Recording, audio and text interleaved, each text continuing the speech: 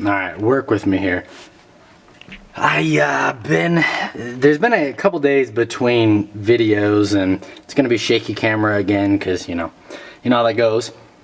But the clutch pedal, this was a lot of work. So I don't know that I mentioned this before I started this, but the whole deal with this is I was trying to do it on a budget. I didn't want to buy any advanced adapters. They cost a ton of money. I didn't want to buy any sort of independent clutch by itself, mount to the firewall, and actuate the pedal. I just wanted to get what I got. It's technically from a junkyard. I bought it from someone off Marketplace, Facebook Marketplace, but I wanted to, essentially anybody can go to a junkyard, pick up all these parts off a donor truck, and then try to use as many of these parts as possible.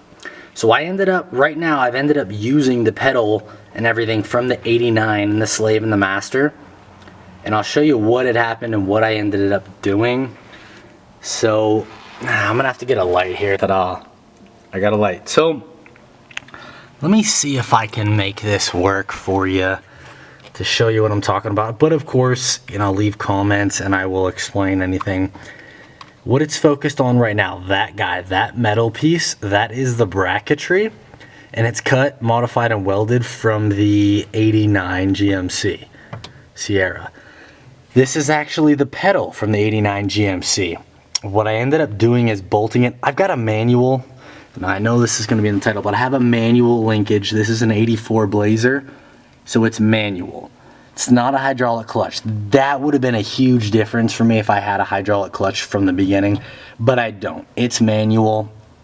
This is the piece, this is the stock piece that bolts down from the pedal assembly, and then your manual clutch pedal will bolt right to it.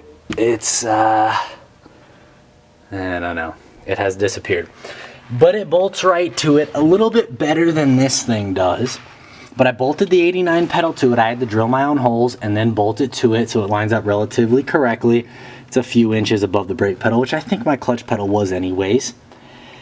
And I do probably have to figure out there's a clutch cancel or a clutch button up there. It's a plastic piece that it looks like it interferes with the ignition when you push the pedal in. Well, it actually connects it and it doesn't when it's not pushed in. So I'm probably gonna have to fix that. I don't think the truck will start right now.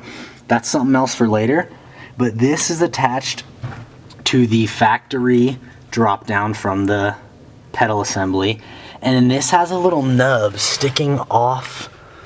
All right, let's see. Let's get some shots here. It has a little nub. It's that piece.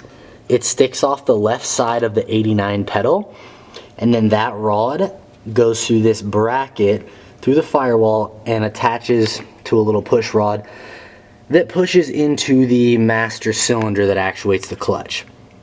So I used all of that from the donor truck. I still need a cotter pin to keep this in place, but what I ended up doing was taking a measurement when I still had the entire bracket together, basically to get the proper depth on the back side of that bracket in there for the clutch pedal that bolts to the firewall. There was two pins or two bolts that stuck out like that, and then the master cylinder would slide over that and there'd be some nuts that threaded on. The pedal assembly, the little rod, pushed out about as far as the bolts stick out. So I knew that was where I needed to be for it to work out as far as pedal depth. And I had to cut a bunch of stuff off to fit it around my wiring harness, which is sticking out right there, and then I had to re-weld it because I cut off certain brackets. And this is the old stop for the pedal so you don't push it too deep. I ended up needing to get rid of that and do the entire amount, but that's bolted in, and I used the factory. I did have to drill a hole in the firewall. And all right, I'm gonna walk around to the engine side of things. Here's what's going on in the engine bay. This is the 89 stock master cylinder for the clutch.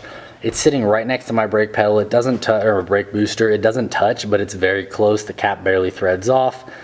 And this is actually a custom line running right there. and going through a heat shield because it goes by the exhaust on the other side, so I put that over it. But it runs all along the back side of this, that little tinfoil looking guy there. I may eventually do something about it, but I like the heat insulation from that tinfoil crap. Bought it off Amazon a few years ago. So I had to bend my own clutch line. I found it at AutoZone. The original one would have worked. I actually had it just about all lined up and then I broke it. It was very old, brittle, and rusty. I might still have it on the ground somewhere. And that would have worked. If I could have got that to bend without snapping it, that would have worked out. But I just ended up putting a little too much pressure on it and it was rusted anyways and it snapped right in half down by the slave. So that did not work out, unfortunately for me. But, you know, you could have bought another piece. That would have been $70. I just bought a $10 6 foot 72 inch piece of steel brake line and then I bent it myself. Okay, so we're underneath now. That's the engine, that's the transmission.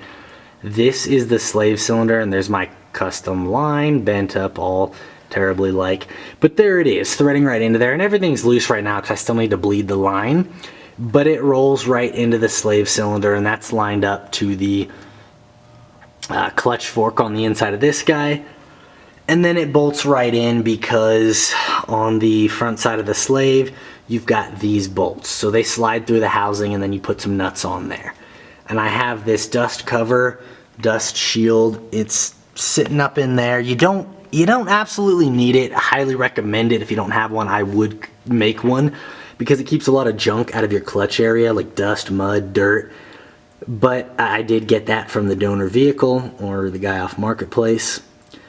Now it doesn't interfere with my starter at all. I bent this custom line around the exhaust and I put the heat shielding in. It doesn't actually touch anything. That's just the way I bent it. I don't want it leaning up against hot exhaust. It looks like there's plenty of room still for my front drive shaft. We'll figure out when I bolt it up and I'll show you guys. But it was a huge pain in the butt, I'll be honest with you. If I had to ever do this again, 10 out of 10, I'd recommend just buying something from Summit or whatever, any place where you can get just a custom clutch pedal where you can set your own clutch depth and the push rod and just link that into the slave cylinder down there. Don't bother with any of this stuff from the 89. I still have to test it. Here's a pro tip. What I always do is tell myself that this is just a mock-up to see if it works. And I'll go back and firm everything up later, and I never do until it breaks. But right now, I don't know if this is gonna work yet. I still have to bleed this clutch system and then try to start the truck, fire it up, and see if the clutch engages or not. And I still gotta see if the transmission even shifts. But right now, I think this whole pedal assembly is gonna work. It's not great, but I think it's gonna work to the point where it's gonna be all right. And what I'll either do is carry a spare 89 clutch line. They sell them, they're about 60 bucks on AutoZone. I'll carry that in the back of my truck in the event that this ever blows up or breaks. I can just swap in a new line, or I'll carry a 72-inch clutch line somewhere in my truck if I ever need to remake one on the trail or in the middle of nowhere just to get me back. But for now, this is what I'm gonna stick with. I used all the parts that I got from the donor truck from Marketplace, and I didn't have to buy anything fancy. So we're gonna bleed that and we'll go from there. Here is the clutch master cylinder bleeding setup. And we got the pedal, it's down there, take my word for it. Got the lawn chair. I'm doing it with an assistant because I got one, so I'm gonna have her push the pedal 1, 2, 3 times, and then I'll crack the bleeder open on the underside of the slave. Hopefully we'll get some air and some fluid. Then she'll keep her foot on the pedal the whole time, then I'll close it, and then she'll lift off the pedal and keep pumping. So that's the procedure. We're gonna go through it, see if we can get some fluid, see if we can bleed this thing. The issue is it's all custom bent line. That's the master, it goes down, but then it goes back up over here on the firewall. So there is a portion of the line that is above the master cylinder, so we can't just gravity bleed it, unfortunately. And hopefully this works out. More updates. So, all right, here's the part that I got from AutoZone. It is a 60-inch, there it is. 60-inch, already pre, what do you call this? Darn it. Whatever you do on brake lines, I cannot think of the word right now. But it's already got the fittings on there, and it already has the double, not a flange, but man, I can't think of anything right now. But it already has everything set up for me. All I gotta do is bend it. And this one's shorter. Prior to this, I was using a 72-inch brake line, 6 foot. This one's only about 60, I believe. And what I'm gonna do here, the issue I think I'm having with that other line, now the master cylinder of the slave could be broken. I don't really know, they may not work. But when I had it all in the pedal, the push rod was only pushing out so much, and I remember that. I wrote it down, and then I matched it up. So what I built in there on the truck, the push rod does go out the right depth as far as I can tell, but it's not actually moving the clutch at all. When I look in the little sight hole down by the slave cylinder, the clutch fork is not moving at all. So, and I've got the thing bled to where when someone pumps the pedal and holds it and I crack the bleeder, no air comes out, just fluid comes out. But I think the issue was I've mounted the master cylinder, let's say here, in the truck, and then my clutch line went like this, and it goes above the master cylinder. And I'm not using any sort of, I think it's called a residual valve or something like that. I'm not using any of that. So it's just a straight line running there, and I don't think I can properly bleed it, or whatever reason it's not working. So I'm gonna give this one shot. These were like $8 at AutoZone. I just picked another one up before I go the route of something else. So I'm gonna give this a whirl, and I'm gonna see if this works, and what I'm gonna do is run it straight down the truck. So let me show you how I'm gonna route it before I do that. I gotta take you off the camera, or off the tripod stand, back to shaky camera. There we go. So what I'm gonna do is my current line is the inside of the truck. It's real dark. I don't have a light on me. But I will show you once I get it all ran. The master cylinder is roughly right there. This thing, it's all silver because it's covered in an insulation piece. But then that runs up and over to here, behind the air cleaner. And it is definitely above my master cylinder reservoir. So I'm gonna run one that just goes straight down and it drops by the frame rail on the driver's side, and then it's gonna go underneath the bell housing of the transmission and go right into the slave over there. So everything will be beneath the master cylinder up top here, that guy. And we'll see if that works. All right, all right, all right. Master cylinder, new brake line, goes straight down under the transmission. It routes pretty well. I kind of like it. I don't think it's going to be an issue, and it's by far nowhere near the lowest point, so it's not going to have any clearance issues, scraping on anything. The differentials are way beneath it. The transfer case is way beneath it. I guess it could get caught by a bush or something, but I think it'll be all right. You know, tranny cooler lines for automatics run down there anyways, so we'll see if this works. It's all below the master now, so I'm just gravity bleeding it at the moment. But there's that guy. There's the old one wrapped in the heat shield, and I'll get some stainless steel zip ties so they don't get affected by the heat. Cut this in half and then wrap it around it and then zip tie it down if this ends up working. If not, we're gonna have to move to a different option, but that's the idea for now.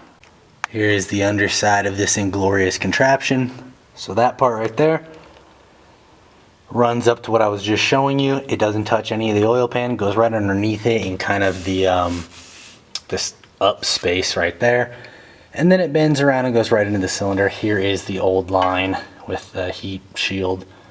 So we're gravity bleeding, and then I'll let you know if this whole 9 or 89 slave and master will actually work or not.